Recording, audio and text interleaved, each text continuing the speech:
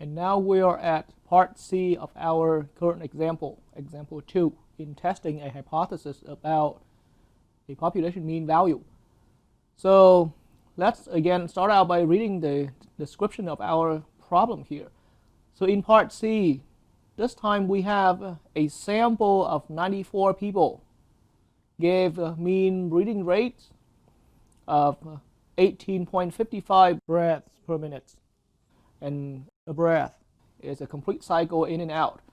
So mean breathing rate of 18.55 breaths per minute and standard deviation 8.24 breaths per minute. At significance level 0.01 is the sample showing strong evidence that mean breathing rate is other than 15 breaths per minute. And so again, right from the question of our testing hypothesis problem, then the question is looking for whether the sample is showing strong evidence that mean breathing rate is other than 15 breaths per minute. So right after identifying the information as highlighted here, now I can see that mean breathing rates can be regarded as a population mean value, mu. And according to the statement highlighted in the wording of the problem, then we are recognizing an inequality statement saying mu is other than, I'm using the not equal sign symbol here, mu is other than 15. And since this is an inequality statement, now we can decide to have our alternative hypothesis to be stating that mu is not equal to 15.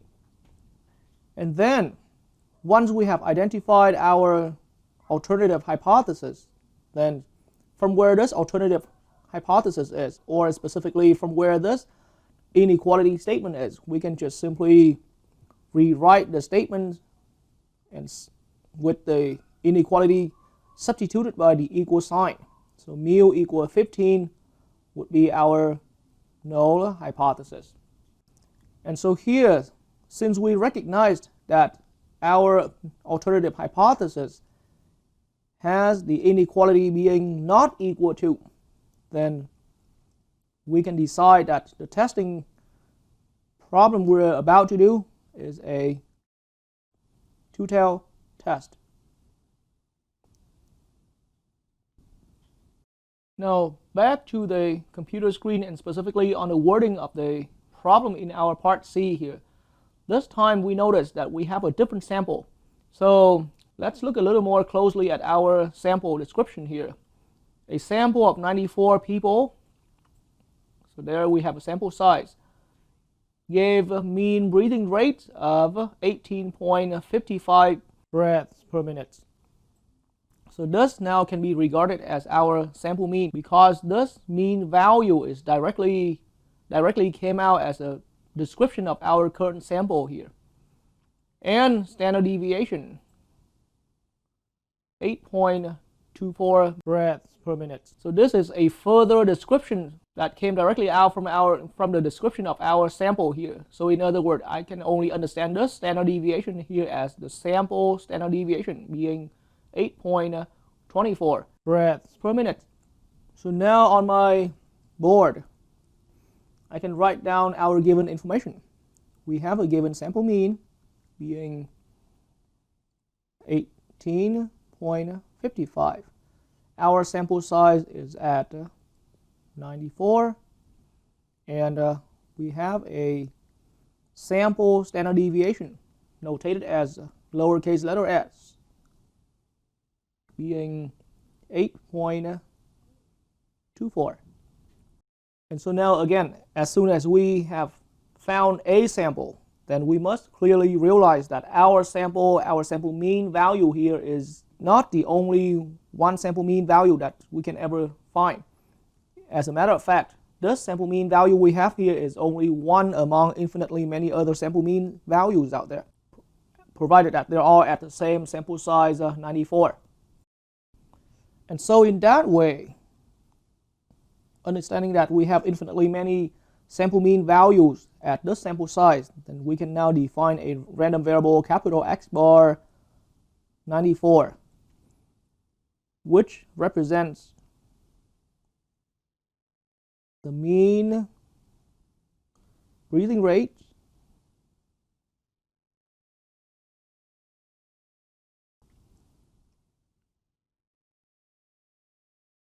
in a sample of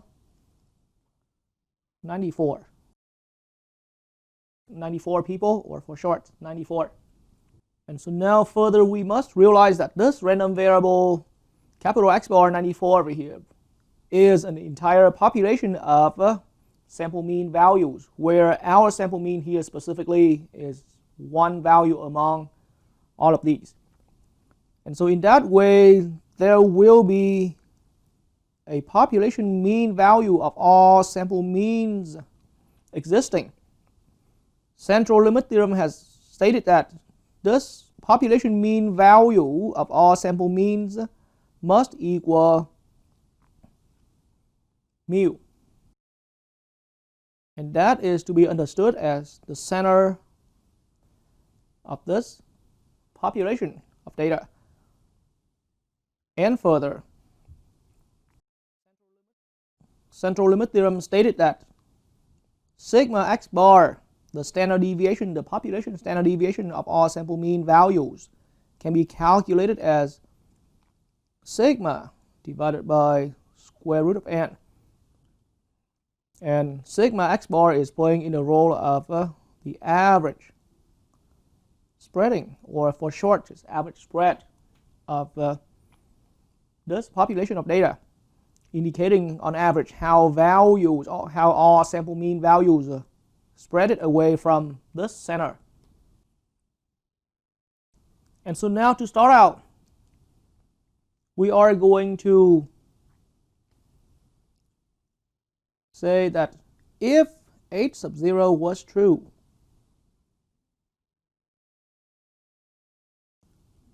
what it means now is that if we accepted h sub 0 as a truthful statement, and recall that h sub 0 was stating that mu equals 15, then in that case, consequently, based on the central limit theorem, then mu x bar that I briefly mentioned earlier would consequently equal 15, because as of now, we are currently accepting mu equals 15 as our truthful population mean value of all breeding rates out there. Central limit theorem further stated that the average spread on this population of all sample mean values can be calculated by sigma divided by square root, and so together with our sample size currently being used at 94 people in a sample, then we're looking at sigma divided by square root of 94. Now back on the wording description of our problem right here, right from the beginning of our description, of our worded description, the problem starts immediately into giving out the description of our sample. And so what we notice here is that there is no information regarding the beginning population where we selected our sample from. And so in that understanding, we currently do not have a value for sigma, or in other words, our sigma value, the population standard deviation, the standard deviation of the beginning population is unknown, or in other words, not given. And so without having a known sigma, then we won't be able to find our sigma x bar value, or in other words, we won't be able to have a value for our sigma x bar. On the other hand, our sample size currently being at 94 is well above 30, making it past the requirement so that our distribution of all sample mean values at size 94 will be on a bell curve, or in other words, normally distributed at center 15, the value that we are currently accepted as our population mean value for all breeding rates out there. And with the unknown average spread sigma x bar. And so recall from how it worked in example 1 throughout all the problems we did in example 1. Then if we had a known value for sigma, then the next step from here would be to calculate the z-score for our sample, where the calculation for z-score would be from where our sample mean value currently is. We are going to subtract 15, the value being claimed in the null hypothesis, and consequently became the center on our bell curve, the distribution of all sample mean values. And that difference there is divided by the sigma x bar. And so again, as I said earlier, if we had our sigma known or given from the beginning, then the next step would be to calculate the z-score for our sample mean values, because it's a way to measure how far our sample mean value is away from this claimed value, from this value being claimed in the null hypothesis. But now, since we have an unknown value for our sigma, and consequently it already led to having an unknown sigma x bar value, then this work of ours will fail. Or in other words, we won't be able to have a value for the z-score of our sample. And so now, just like how we have seen in the earlier two questions in this current example, part A and part B, then we have a workaround. So instead of finding z-score, now we can replace finding z-score by instead finding a t-star score right here. And I have given enough explanation of how this t-star can be as a substitution or as a close enough replacement for the unknown z-score of our sample here. So now calculating t-star, we're looking at from where our sample being 18.55 currently is. We're going to subtract the center on our bell curve again and divide that by, in the denominator we're looking at 8.24 divided by the square root of our sample size. And so again, remind again that I have written down the formula to calculate the t-star for any sample. The formula of t-star is the sample mean value subtract the value claimed in the null hypothesis, and that's what the mu with the subscript 0 is. The value being claimed in the null hypothesis is a lot of times regarded as a mu sub 0, and divided by S, the sample standard deviation, over square root of n. And this is our formula to calculate the t-star of our sample. It is serving the similar purpose as our z-score. So once we calculated how the value of our t-star score, it reflects how far our sample is roughly away in terms of how many sigma x bar. But in this case, we still completely do not know the value for sigma x bar. My calculation came out to be 4.177 in 3 decimals.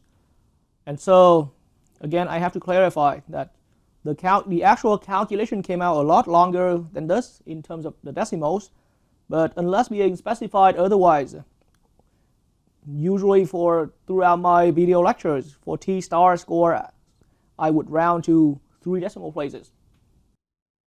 And so again, if we were able to calculate a z-score, then usually the z-score would come being close to this t-star score as well.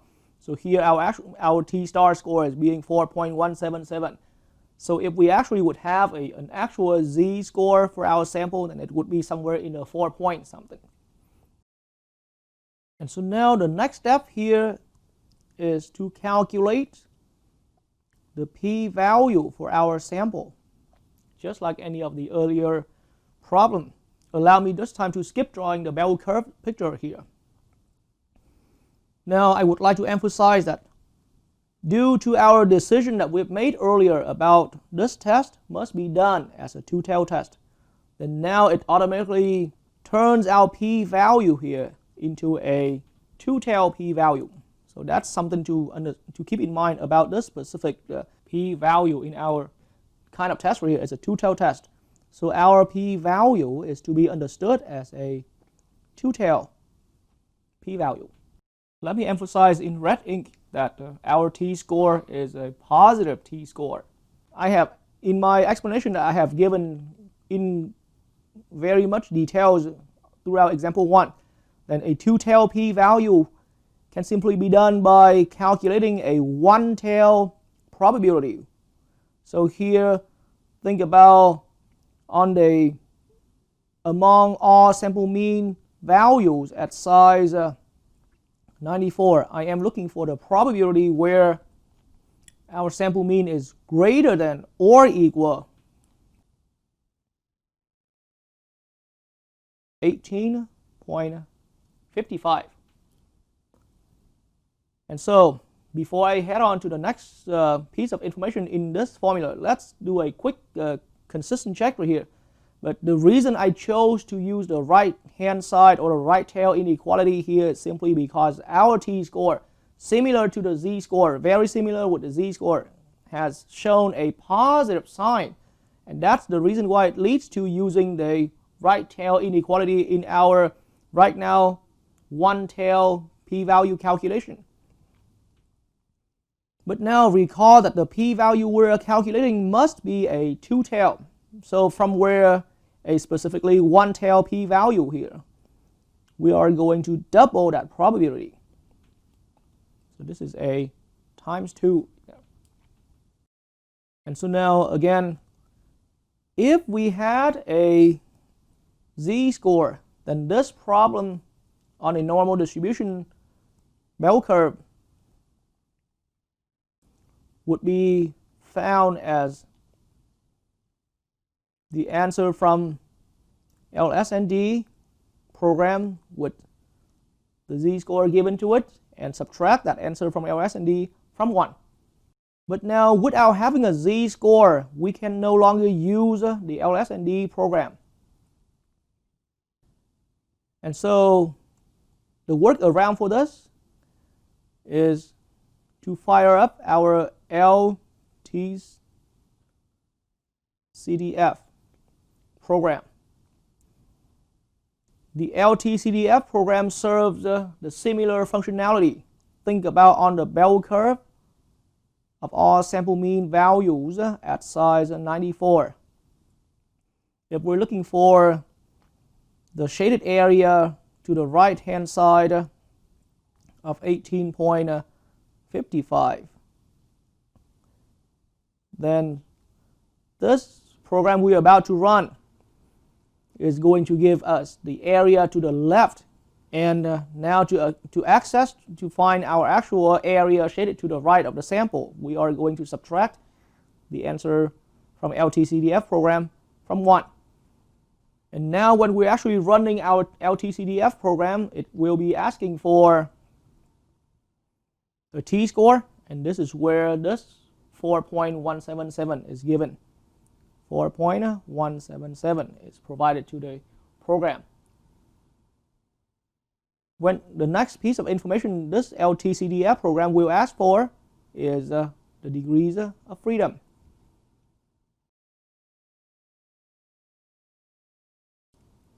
Our sample being as large as 94, so the degrees of freedom will be 94 minus 1, which is 93. And so we will be using degrees of freedom 93 for our LTCDF program. And now running it, the answer coming out from this program, as I said again, will be subtracted from 1. But doing all this work here is only in the end giving us a one-tail probability, one-tail p-value.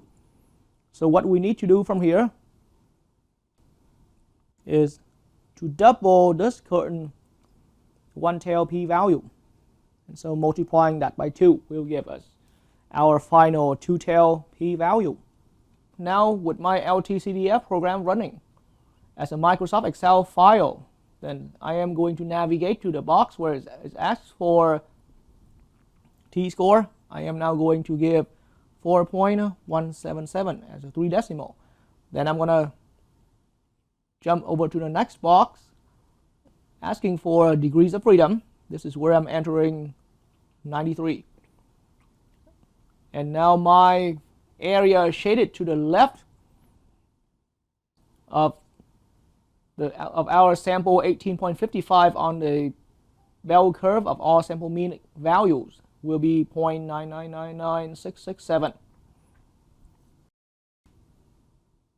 But that answer, 0.9999667, must be subtracted, and a lot longer of course, but all that answer must be subtracted from 1 because the area we're looking for here is an area that's shaded to the right hand side on a bell curve. And this final calculation must be double. Our final answer, our final calculation after doubling this total probability turns out to be 0.0001.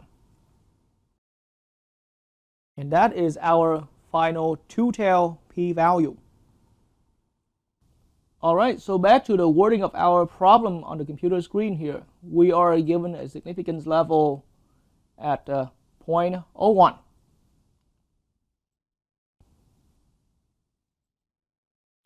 But now, since the beginning of our testing hypothesis problem, we have already decided that this testing hypothesis problem must be done as a two-tailed test. Then that means our significance level alpha being 0.01 must be also understood as a two-tailed significance level. And that's how it makes sense that we can now directly compare between a two-tailed p-value with a two-tailed significance level. Direct comparison shows that our two-tailed p-value is well below our two-tailed significance level, 0.01.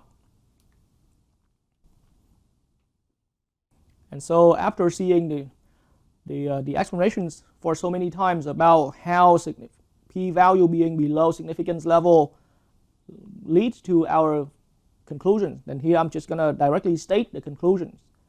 So first, having our final p-value being less than the significance level, then it leads to that our sample is among the unlikely values.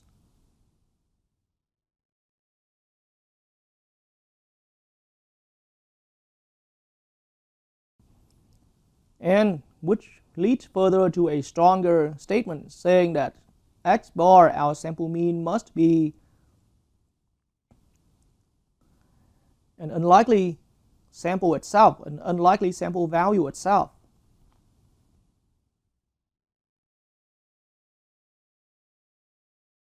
And that consequently makes our sample mean x bar being a strong evidence, or guarantees that x bar is showing strong evidence. So now I'm saying that x bar is strong evidence.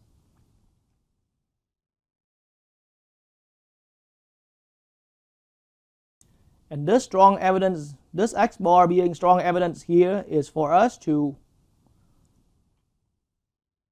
reject h sub 0. Or we can also say this x bar is strong evidence for us to support H1, which suggests that mu should be generally other than 15, the value claimed in the null hypothesis. In the way how the wording of the problem is worded, then apparently the ultimate question here is a yes or no question. Is the sample showing strong evidence? We have just now proven that our sample is showing strong evidence.